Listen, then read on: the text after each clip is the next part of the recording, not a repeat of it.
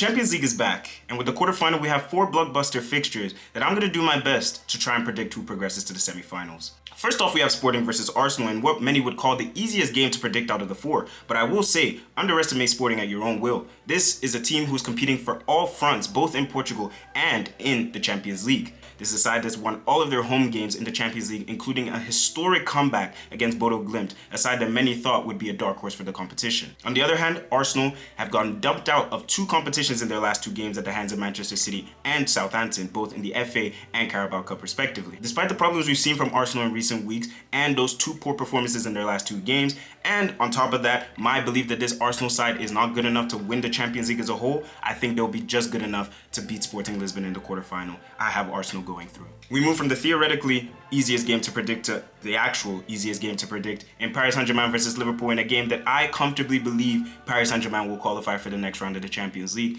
This is a Liverpool side that I've given a lot of the benefit of the doubt this season, and I thought that you have a manager like Arne Slot who won the league last season. He needs a bit of time. The Champions League, anything can happen, but I will be surprised if Liverpool even give Paris Saint-Germain a hard game throughout these 2 legs. We then move on to my beloved Barcelona, as Barcelona come up against Atletico Madrid for the 5th and 6th time this season. 4 games against Atletico, 3 wins, and 1 defeat, with that 1 defeat being a humiliating 4-0 defeat that ultimately got Barcelona knocked out of the Copa del Rey. This past weekend, they faced off against each other, with Robert Lewandowski scoring the winning goal that probably marked the La Liga title for Barcelona, and although it was a huge win for the Blaugrana, it was a game where Atletico were missing a lot of their key starters. We've not seen it just this season, but also last season, that Diego Simeone can cause Barcelona a lot of problems, especially with that high line, but I'm optimistic. I feel Barcelona have great players. I think Rafinha will be a huge miss. I think Atletico have a lot of players in their arsenal that can hurt Barcelona, but I still have my beautiful Blaugrana going through Barcelona to the semifinals, where they'll face off